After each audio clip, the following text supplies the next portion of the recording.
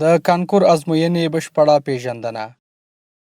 د ازموینو ملي اداره په هیواد کې د ټولیزو ازموینو اخیستلو د یوازیني ارګان په توګه تل په دې هڅه کې ده چې د ازموینو نویو تګلارو او عصري سیستمونو په کارونې او همدارنګه د بشپړې روڼتیا، ټولنیز عدالت په تامین او د شایسته سالارۍ اصل په تطبیق سره د سالم رقابت له لارې د ټولنې مستعد او وړ کادرونه په ګوته او تحصیلي بنسټونو، علمي پروګرامونو، وظیفوي او اړوندو ادارو ته وروپېژني. دغه اداره په وروستیو څو کلونو کې د معلوماتي ټکنالوژۍ او نویو طرحو څخه په ګټې اخیستنې توانېدلې چې د هیواد په کچه د کانکور ازموینې په پروسه کې شته ستونزو ته ځواب ووایي او ټولې هغه ننګونې چې ازموینې تر پوښتنې لاندې راوستې وي او کانکور ازموینې د خلکو او حکومت لپاره په یوه معضله بدله کړې وه له منځه یوسي. کانکور ازموینه اووه پړاوونه لري. لومړی، نوملیکنه. د ازموینو ملي اداره تر هر څه د مخه د نوملیکنې فورمونه د پوهنې وزارت ولایتي او مرکزي اساسو په واسطه د هیواد ټولو ښوونځیو ته استوي. د نوملیکنې فورمونه د ښوونځیو مسؤلینو ته سپارل کیږي او د هغوی لخوا د 12مو ټولګیو فارغانو ته چې غواړي په ازموینه کې ګډون وکړي ویشل کیږي او د فورم ډکولو په اړه په ټولګیو کې د ښوونکو لخوا ورته لازم معلومات ورکول کیږي. د نوملیکنې فورمونه تر بشپړولو او د ښوونځي ادارې لخوا د تایید وروسته د ولایت پوهنې ریاست له لوري تصدیق کیږي او د اړونده نماینده یا استازي په لاس د ازموینو ملي ادارې ته راوړل کیږي. د نوملیکنې فورمونه په سیستم کې د ثبت لپاره د معلوماتو د ثبت امریت ته ورکول کیږي. په دې څانګه کې د هر ګډون کوونکي د نوملیکنې فورم څخه د هغوی شهرت سیستم ته ثبتیږي او د سیستم لخوا په اتومات ډول ګډون کوونکي ته یو ځانګړی آی ډي نمبر ورکول کیږي چې وروسته په همدې آی ډي نمبر ګډون کوونکي ته د ازموینې د شمولیت کارت، ځواب پاڼه او د پوښتنو کتابچه چاپیږي. دوهم، د ازموینې د شمولیت کارت. دغه کارتونه د ازموینو ملي ادارې په مطبعه کې چاپ کیږي او د دغو معلوماتو درلودونکی وي. له 12م ټولګي د فارغ شوي شهرت، آی ډي نمبر، انځور، د ازموینې وخت او ځای. دریم، بایومتریک.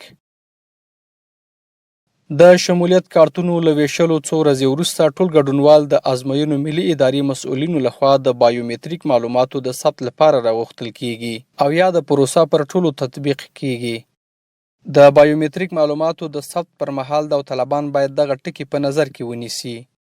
اصلي تذکره باید له ځانه سره ولري.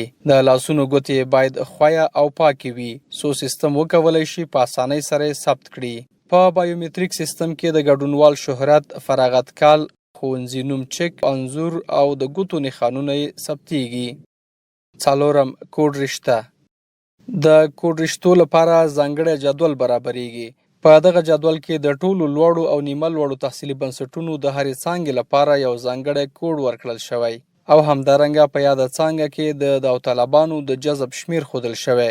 د دې جدول له مخې د ازموینو ګډونوال کولی شي د خپلې خوښې 15 بېلابېل کوډونه په نښه او د ازموینې په ورځ یې په ځواب پاڼو کې ورسوي. دغه جدول څو ورځې مخکې د ازموینو ګډونوالو ته ویشل کیږي. د ازموینو ملي ادارې د پلان سره سم چې د ازموینو د پیل په اړه د پوهنې وزارت سره په تفاهم تنظیمیږي. د ازموینو د شمولیت کارتونه له ازموینو څو ورځې مخکې ټولو ولایتونو ته استول کیږي او په ښوونځیو کې د 12مو ټولګیو فارغانو ته چې د ازموینې لپاره یې د نوملیکنې فورمونه ډک کړي وي ویشل کیږي. پنځم، پوښتنپاڼه. د پوښتنو کتابچه. د پوښتنو کتابچه د کانکور ازموینې مهم چاپي سند دی او د هر ګډون کوونکي لپاره جلا د هغه په آی ډي نمبر سره چاپیږي. دغه کتابچه د 164 څلور ځوابه پوښتنو درلودونکې ده چې پکې 43 پوښتنې د ریاضیاتو، 42 پوښتنې د طبیعي علومو، 39 پوښتنې د ټولنیزو علومو او 14 د السینې یا پښتو او دري او همدارنګه د جیولوژي اړوند پوښتنې شاملې دي. د ازموینې نیټه او ورځ د ازموینو ملي ادارې ټولنیزو پاڼو، ملي راډیو ټلویزیون او د مرکزي او ولایاتو محلي رسنیو له لارې اعلانیږي. د ازموینو له پیل وړاندې د پوښتنپاڼو، ځواب پاڼو او نورو مهمو موادو صندوقونه د ټاکل شوي ممتحن پلاوي او استخباراتي مسؤلینو تر کلک نظارت لاندې د ازموینو حوزو ته په خوندي توګه لیږدول کیږي. ګډونوال د حاضرۍ له مخې د ازموینې په صحنه کې تنظیم او ځواب پاڼې ورته ویشل کیږي.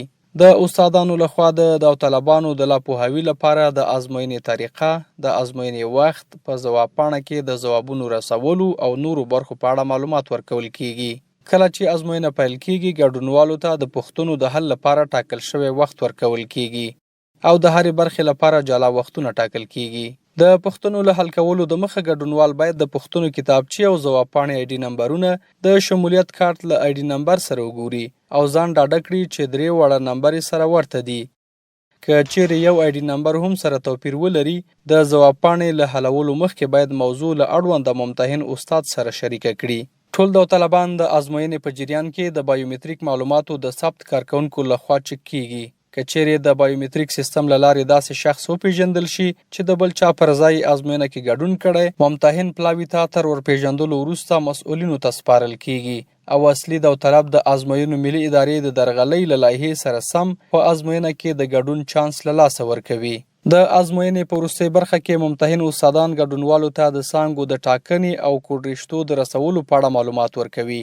داوطلب د کوډ رشتو جدول څخه د خپلې خوښې کوډونه په ځواب پاڼو کې په دقیق ډول رسوي او توروي او وروسته د پوښتنو کتابچه، ځوابونو پاڼه او د ازموینې شمولیت کارت ممتحن استاد ته سپاري او د ازموینې له صحنې څخه وځي. وروسته له دې چې ازموینه په بشپړه توګه پای ته ورسیږي، د ازموینې ټول اسناد لکه پوښتنو کتابچې، ځوابونو پاڼې، شمولیت کارتونه او نور مهم اسناد د حاضرۍ له مخې د ازموینو ملي ادارې کنټرولرانو، پوهنتون رهبرۍ او استخباراتي مسؤلینو په حضور کې په صندوقونو کې مهرلاک کیږي او په خورا خوندي ډول د ازموینو ملي ادارې ته لیږدول کیږي.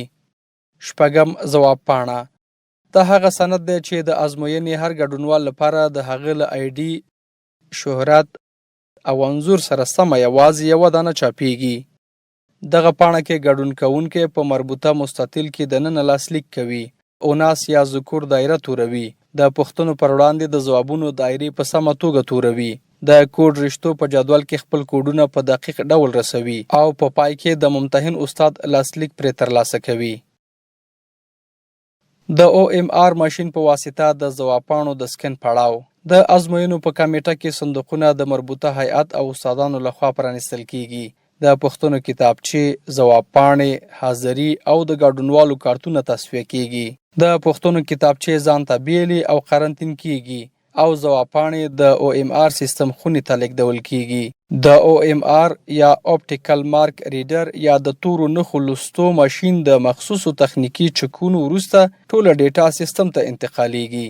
دا سیستم د ازموینو ملي کمیټې تر ټولو خوندي ځای دی. په دې ځای کې د استخباراتي مسؤلینو، اداري رهبرۍ پلاوي او کمیټې غړو په شتون کې د مربوطه تخنیکي مسؤلینو لخوا د ازموینو د پایلو پر چمتووالي یا د سکورینګ مرحله ترسره کیږي. په دې پړاو کې د پښتونپاڼو تورې شوې دایرې چې مخکې د OMR ماشین په واسطه لوستل شوي، د ګډونوالو آی ډي نمبرونه او د تحصیلي څانګو کوډ رشتې د ځانګړو تخنیکي کمپیوټري پروسو له لارې په اتومات ډول کتل کیږي.